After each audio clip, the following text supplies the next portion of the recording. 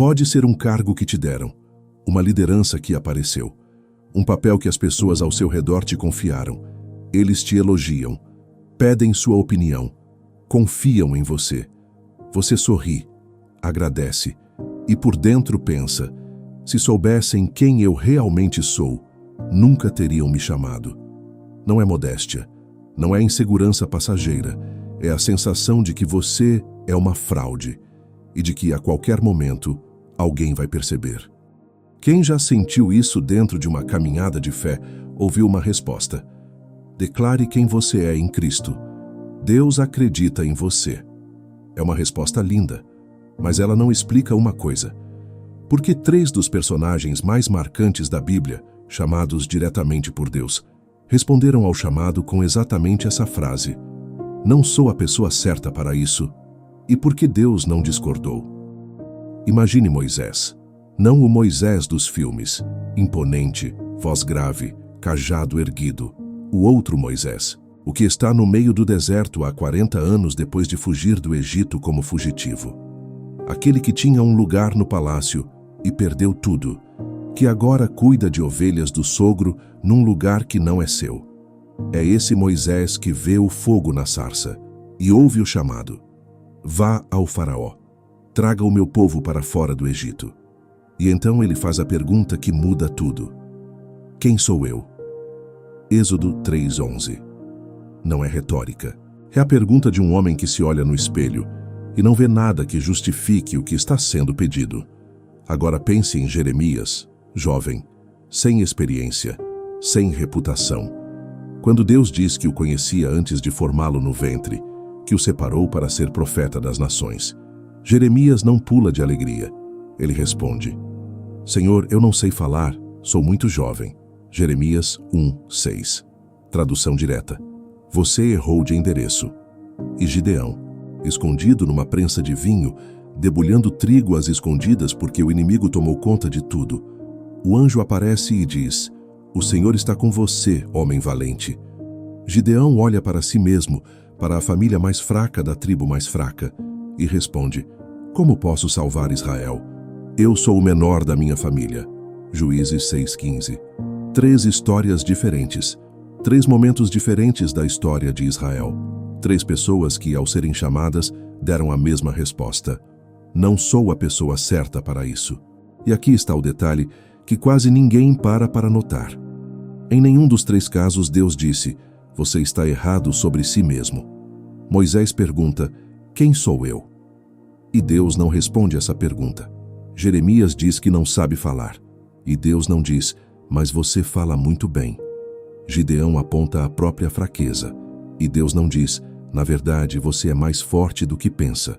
Nenhuma correção, nenhum discurso motivacional, nenhum eu acredito em você. O que Deus diz é outra coisa completamente diferente. E essa outra coisa é o coração de tudo que vamos investigar aqui. A leitura mais comum dessa sensação dentro da fé é compreensível.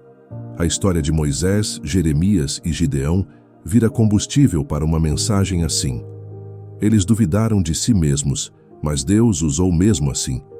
Então pare de se diminuir. Declare quem você é. A insegurança é falta de fé. É uma leitura que nasce de um lugar genuíno. Ela quer libertar, quer que você se levante. Mas ela deixa de fora um detalhe que muda a pergunta inteira. Volte ao texto. Quando Moisés pergunta: quem sou eu? Deus não responde essa pergunta. Ele diz: eu estarei contigo. Êxodo 3:12. Pense nisto. Deus tinha todas as condições de dizer: Moisés, você é mais capaz do que imagina. Ele não disse. Ele desviou o eixo da conversa inteira. Saiu do quem é Moisés e foi para quem é Deus. E se isso não for um acidente? E se a inadequação de Moisés não fosse o problema a ser resolvido, mas a condição necessária para que algo diferente pudesse operar? Pense nisto. Existe uma diferença enorme entre 2 experiências que parecem iguais por dentro. A primeira é a de alguém que sente que não merece o lugar e por isso trabalha com cuidado, permanece dependente, não infla o próprio ego. A segunda é a de alguém que sente que não merece o lugar e por isso não entra. recua. Deixa o chamado sem resposta. Por fora, as duas parecem humildade. Por dentro são opostas. Uma é lúcida sobre o próprio limite e age mesmo assim. A outra usa o limite como desculpa para não agir. Como distinguir uma da outra? Não é simples, mas há uma pista no texto que quase sempre passa despercebida. Moisés não recusou uma vez, ele recusou 5 vezes seguidas. Êxodo 3 e 4. Jeremias não deu um suspiro antes de aceitar. Ele objetou diretamente. Gideão pediu 3 sinais diferentes antes de acreditar. E Deus não os puniu pela resistência. Não disse tudo bem, vou chamar alguém mais disposto. Ficou. Respondeu. Insistiu. E agora Paulo, séculos depois, escreve algo que ressoa com tudo isso. O meu poder se aperfeiçoa na fraqueza. 2 Coríntios 12, 9. Não apesar da fraqueza, na fraqueza. E se a sensação de fraude, em certos casos, não for o obstáculo para o chamado, mas o terreno onde o chamado cresce? Pense nisto. Você já reparou que as pessoas mais perigosas em qualquer posição de influência são exatamente as que nunca duvidaram de si mesmas? As que chegaram certas de que eram a escolha óbvia? A Bíblia também reparou. Deus escolheu as coisas loucas do mundo para confundir as sábias. Escolheu as coisas fracas do mundo para confundir as fortes. Isso não é consolo para fracassados. É uma afirmação sobre a lógica de como Deus opera. Uma lógica que inverte o que esperamos, que prefere quem chega com as mãos abertas a quem chega com o currículo na frente. Mas aqui, a tensão não some, ela aperta. Porque se existe uma humildade lúcida que Deus honra, e existe um medo disfarçado de humildade que paralisa, como você sabe, hoje, qual dos dois está operando em você? Essa é a pergunta que o vídeo não vai responder por você, mas vai te ajudar a fazê-la com mais precisão. Tem um versículo no final das objeções de Moisés que quase ninguém comenta. Depois da 5ª recusa, o texto diz algo inesperado. A ira do Senhor se acendeu contra Moisés. Êxodo 4:14. Deus ficou frustrado, não quando Moisés se sentiu inadequado, não quando perguntou quem sou eu, não quando pediu um sinal ou 2, mas quando parou de conversar para continuar recusando. Existe uma linha, fina mas real, entre não me sinto digno disso e não vou. Moisés cruzou essa linha, e Deus percebeu a diferença. E aqui está a inversão que o vídeo inteiro estava construindo. A pergunta nunca foi, você se sente uma fraude? Porque todo mundo que Deus chamou nessas histórias se sentiu, sem exceção, sem um que chegou confiante, preparado, certo de que era a escolha óbvia.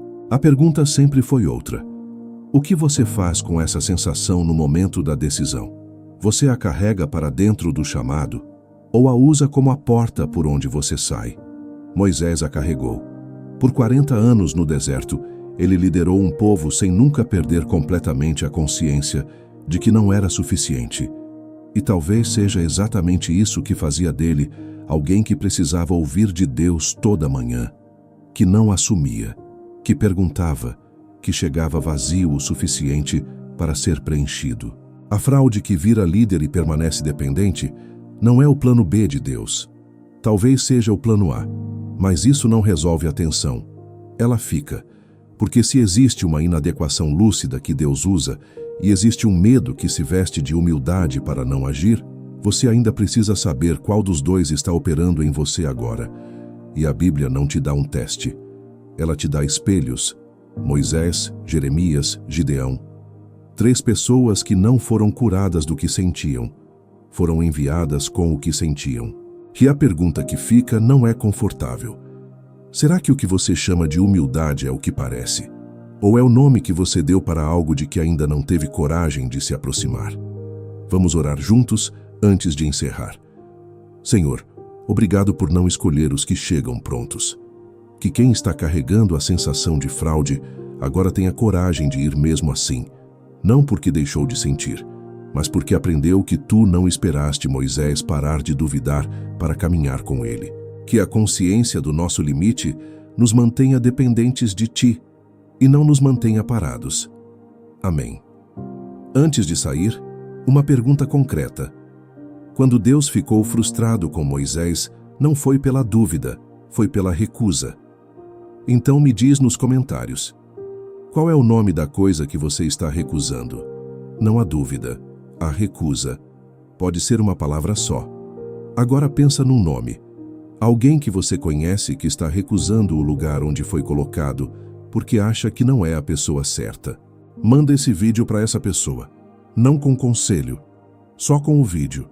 Quem compartilha isso não está dizendo, precisa ver isso. Está dizendo, você não está sozinho nisso. Se esse vídeo fez você parar e pensar de forma diferente sobre o que sente, o like ajuda ele a chegar em quem também precisa parar e pensar.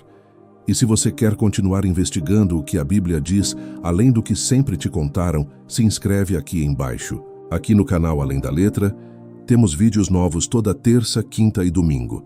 O próximo vídeo vai mais fundo, numa história que também nunca foi o que parecia.